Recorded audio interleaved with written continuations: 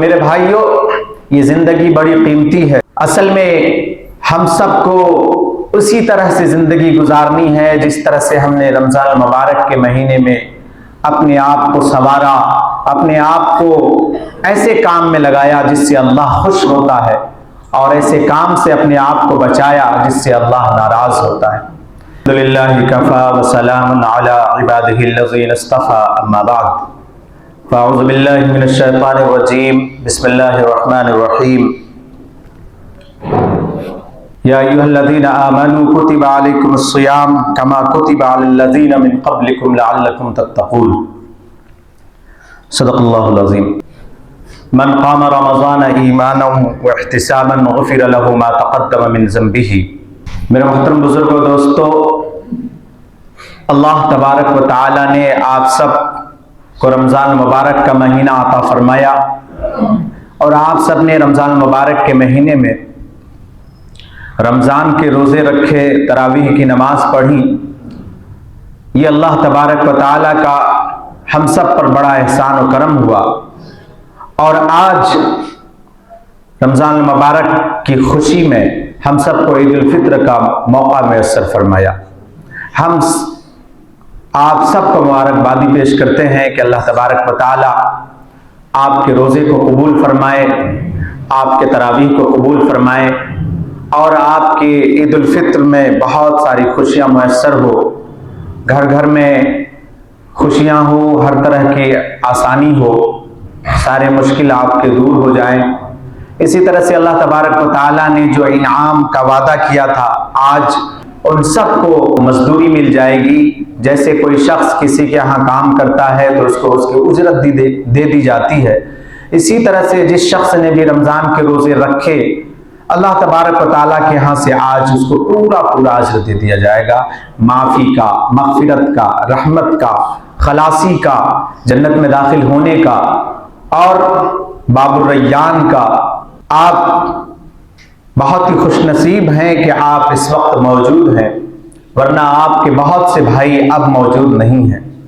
یہ اللہ کا بڑا احسان و کرم ہوا کہ اللہ نے ہماری زندگی بڑھا دی، ہمارے حصے میں رمضان مبارک کا مہینہ آیا، اور ہم نے عید الفطر کی نماز آج پڑھنی ہے۔ تو میرے بھائیوں، یہ زندگی بڑی قیمتی ہے۔ اصل میں ہم سب کو اسی طرح سے زندگی گزارنی ہے جس طرح سے ہم نے رمضان مبارک کے مہینے میں اپنے آپ کو سنوارا، اپنے آپ کو ایسے کام میں لگایا جس سے اللہ خوش ہوتا ہے، اور ایسے کام سے اپنے آپ کو بچایا جس سے اللہ ناراض ہوتا ہے۔ آج عید الفطر کا دن ہے۔ آج اس موقع پر میں آپ سے کہوں گا کہ آپ صلہ رحمی پر بہت ہی زیادہ زور دیجئے۔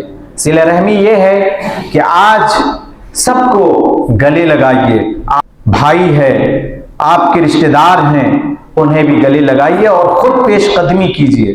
سارے گلے شکوے کو دور کر دیجئے، اور یکجہتی اور اتحاد اور اتفاق پیدا کیجئے۔ دلوں کی رنجشوں کو دور کیجئے۔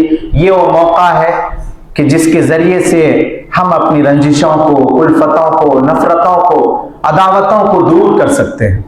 اس لیے آج جب ہم یہاں سے اٹھیں تو اس بات کی پوری کوشش کیجئے گا کہ جو لوگ بھی مجھ سے ناراض ہیں، خاص طور سے ان پر ہماری محبتیں نچھاور ہوں۔ سب سے پہلے ہم ان کو سلام کریں، سب سے پہلے ہم ان کو گلے لگائیں۔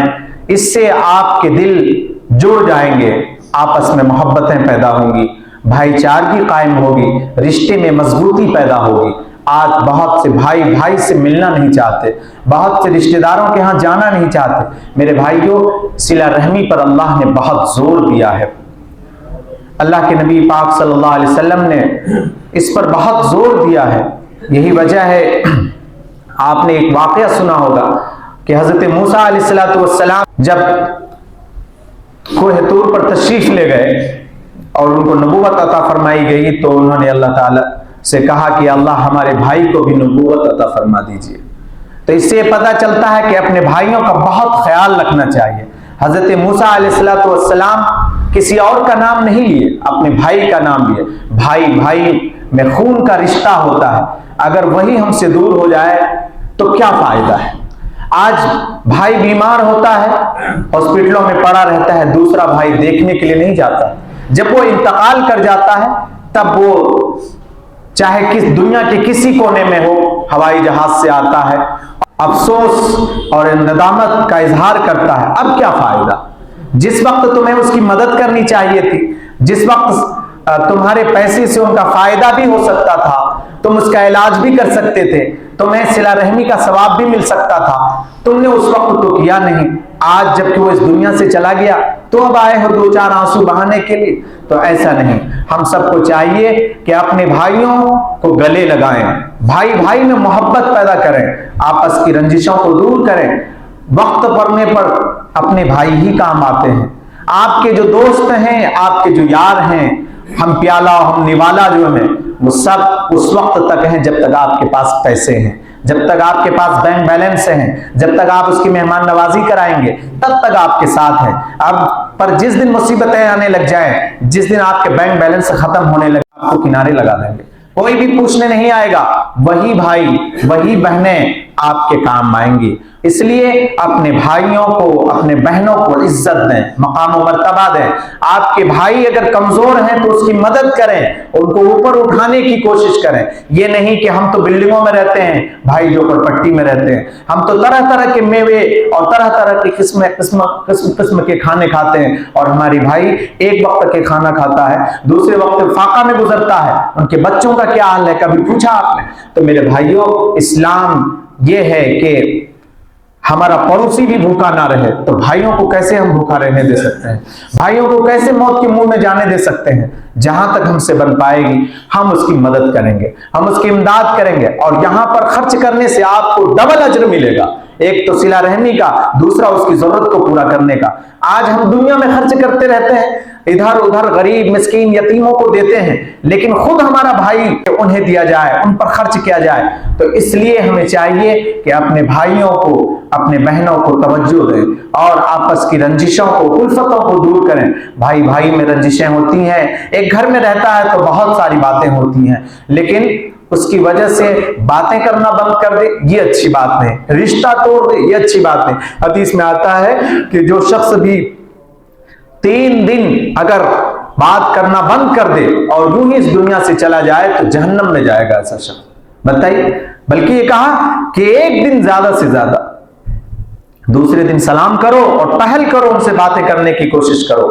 تم خود کوشش کرو. اگر دوسرا نہیں ایکسپٹ کر رہا ہے، دوسرا اس کو نہیں مان رہا ہے، تو اب تمہاری ذمہ داری ختم ہو گئی، لیکن تمہاری طرف سے کوششیں ہوتی رہنی چاہیے تاکہ. لیکن ایسا ہوتا نہیں ہے. آپ اگر کوششیں کریں گے تو انشاءاللہ ایک دن بعد ضرور وہ آپ کو گلے لگائے گا. اسے بھی دل میں یہ قلق اور احساس ہوگا کہ واقعتاً ہمیں اس کا سلام کا جواب دینا چاہیے، ان کی باتوں کا لحاظ رکھنا چاہیے. تو میرے بھائیوں، ہم سب اپنے بھائیوں پر بہت زیادہ زور دیں. آج معاشرہ، خوبصورت معاشرہ ایسے ہی بنے گا.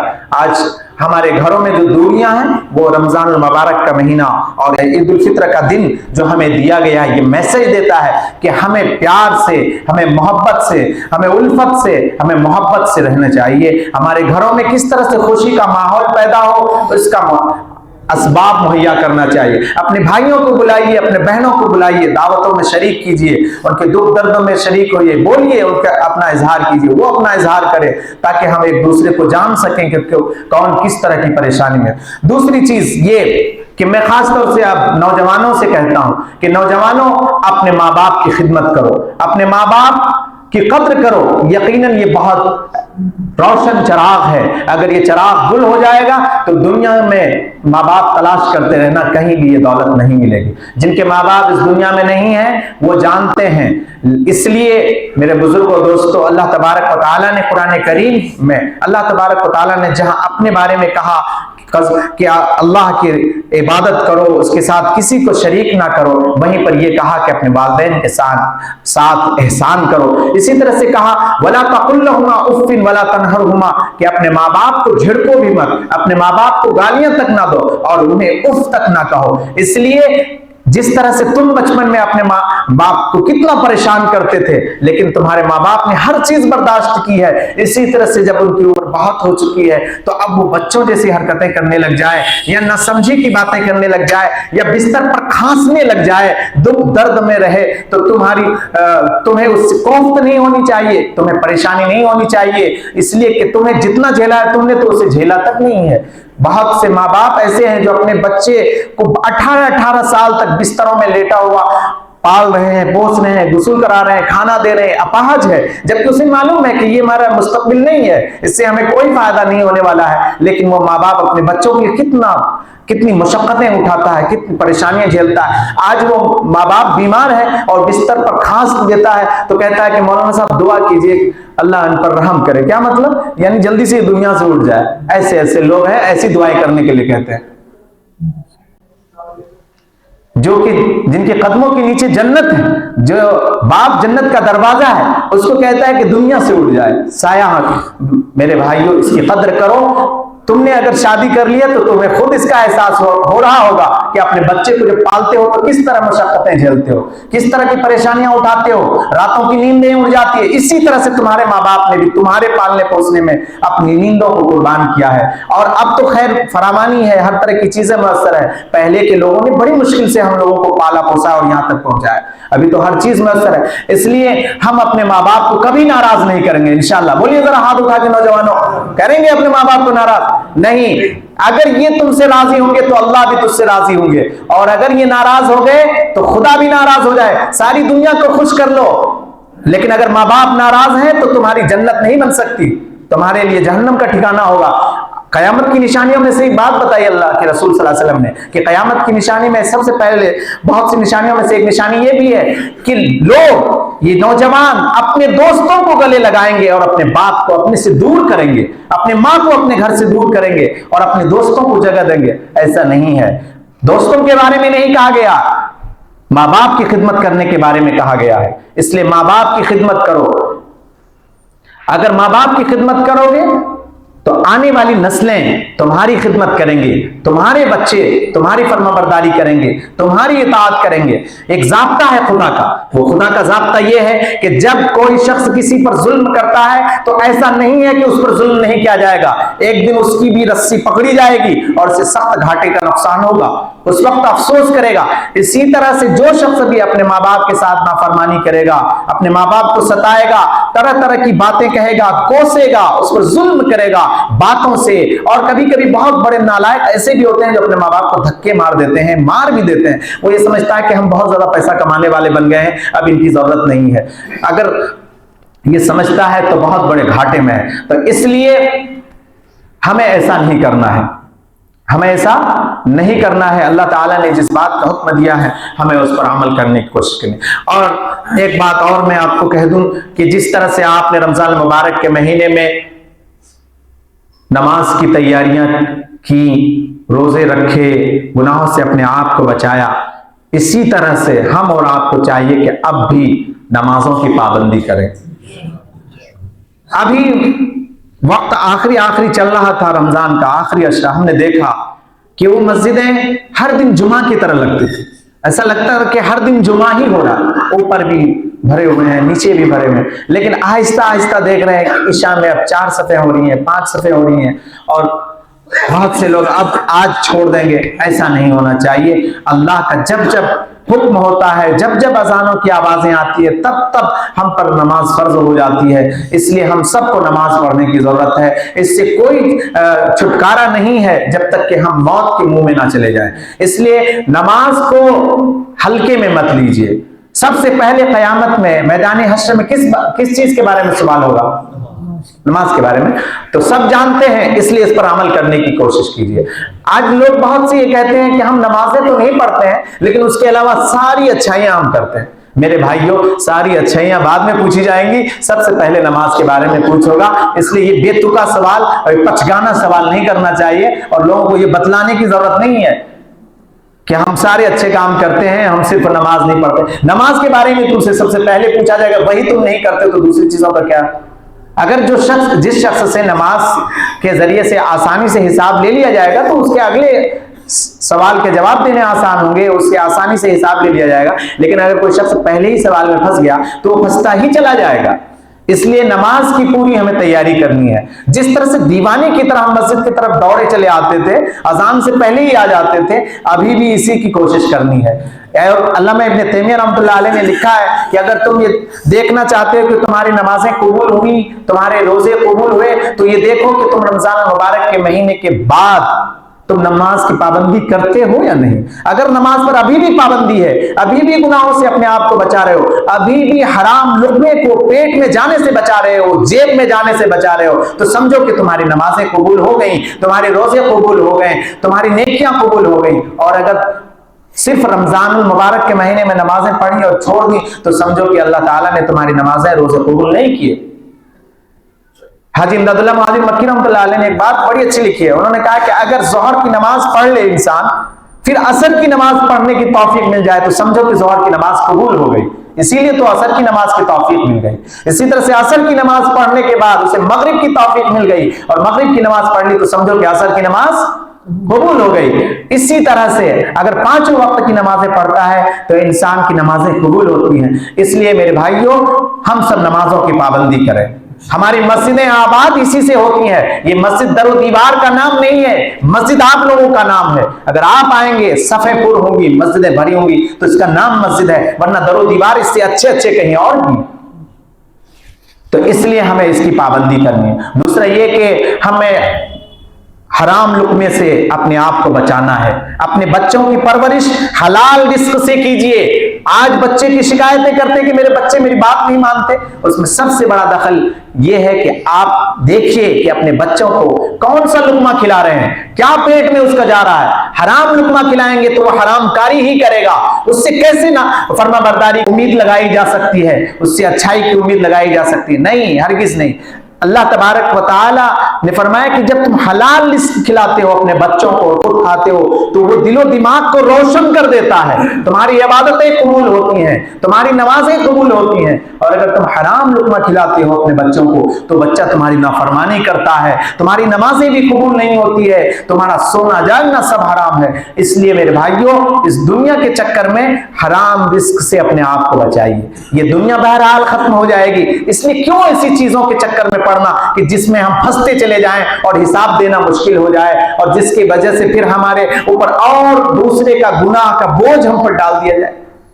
ऐसे भी हमने गुनाह कम नहीं किए हैं, और उसके अलावा जो दूसरे गुनाह हमारे सर पर डाल दिए जाए तो कितने बड़ी महरूमी की बात होगी। इसलिए हमें चाहिए कि हम हलाल रिस्क कमाने की कोशिश करें। अल्लाह तबारक व तआला ने इस पर जोर दिया कि हलाल रिस्क जितना चाहो कमाओ। अल्लाह ने खुद कुरान करीम में कहा है ना, फैज़ा क़ुज़ियतिस सलातु फंतशिरू फ़िल अर्ज़ वब्तगू मिन फ़ज़लिल्लाह, कि अल्लाह की रिस्क को तलाश करो। जब तुम नमाज से फारिग हो जाओ तो जमीन में फैल पड़ो और अल्लाह की रिस्क को तलाश करो। और अल्लाह ने दिन को बनाया ही इसीलिए, वजअलना अन्नहारा मआशा, और हमने दिन को माश का जरिया बनाया है, वजअलना लैला लिबासा, और हमने रात को आराम की चीज बनाया है। इसलिए दिन में फैलिए, जमीन में जाइए और मजदूरी कीजिए, हलाल रिस्क कमाइए।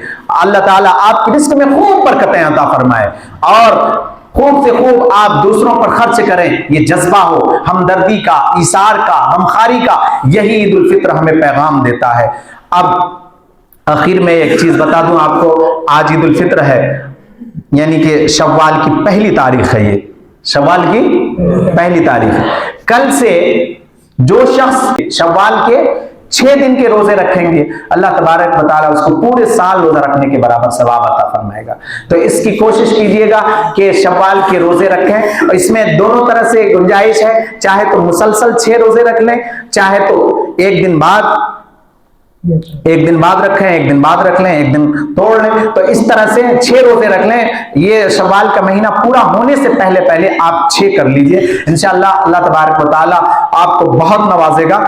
ये सब चीजें बार बार नहीं आते। अब ये शव्वाल के 6 रोजे हैं तो अब 1 साल बाद ही आएगा जब रमजान का रोजा है। तो इसलिए जो छोटी छोटी चीजें हैं बड़ी मुफीद हैं और बड़े इसमें फजाइल बयान किए गए हैं, तो इसलिए इसको करने की कोशिश कीजिए। और अल्लाह तबारक व तआला ने कुरान करीम में भी कहा है, फफी ज़ालिका फल्यतनाफसिल मुतनाफिसून, कि हिर्स करने वाले को इसी में हिर्स करना चाहिए, यानी जो चीजें नेकियों की तरफ बुलाए। वल्लाहु यदऊ इलल जन्नति वल मग़फ़िरा, कि जो जन्नत की तरफ, मग़फ़िरत की तरफ, नेकियों की तरफ बुलाए, उस चीज की तरफ लपको, उस चीज की तरफ बढ़कर आगे बढ़ो और उस चीज को करने की कोशिश करो। अल्लाह तबारक व तआला हम सबको कहने सुनने से ज्यादा अमल करने की तौफीक अता फरमाए। ईद उल फितर की नमाज पढ़ना तो सबको आता ही होगा, जिंदगी में तो बहुत बार पढ़ेंगे, बताते क्या फिर? देखिए इसमें अजान और इकामत तो होती नहीं है, बस हम नियत करेंगे 2 रकात ईद उल फितर वाजिब की 6 जायद तकबीर के साथ, 6 जायद तकबीर के साथ इमाम साहब के पीछे। फिर उसके बाद तकबीर होगी, अल्लाह अकबर कहेंगे, उसके बाद सना पढ़ें पूरा। सना क्या है बताइएगा जरा, पढ़िए जोर से सब। सुब्हानकल्लाहुम्मा व बिहम्दिका तबारक अस्मुका व तआला जद्दुका व ला इलाहा गैरुक। फिर उसके बाद तकबीर कही जाएगी, अल्लाहु अकबर, हाथ उठाएंगे छोड़ देंगे, ठीक है, 1 मरतबा। फिर दोबारा हाथ उठाया, अल्लाह अकबर कहकर हाथ छोड़ दिया, 2 बार हो गए। तीसरी मरतबा अल्लाह अकबर कहेंगे, हाथ बांध लेंगे, ठीक है, 2 मरतबा हाथ छोड़ा गया, तीसरे में हाथ बांध दिया। अब अलहम्दुलिल्लाह शरीफ पढ़ेंगे इमाम साहब और क़िराअत करेंगे, फिर उसके बाद रुकू और सजदे हो जाएंगे। फिर दोबारा पहले सूरह फातिहा पढ़ेंगे, फिर क़िराअत होगी, फिर क़िराअत होने के बाद अल्लाह इमाम साहब अल्लाह अकबर कहेगा, हाथ छोड़ देगा। आप भी वही करेंगे कि अल्लाह अकबर कहने के बाद हाथ छोड़ देंगे। 1 बार हुआ, फिर अल्लाह अकबर कहेंगे, हाथ छोड़ देंगे। 2 बार हुआ, फिर अल्लाह अकबर कहें, हाथ छोड़ दिया। 3 बार हो गए, चौथी बार अल्लाह अकबर रुकू में जाने के लिए होगा, ठीक है, रुकू में चले जाएंगे और इस तरह से रुकू सजदे करने के बाद तशहुद दुरूद शरीफ पढ़ने के बाद सलाम कर देंगे, नमाज पूरी होगी, ठीक है।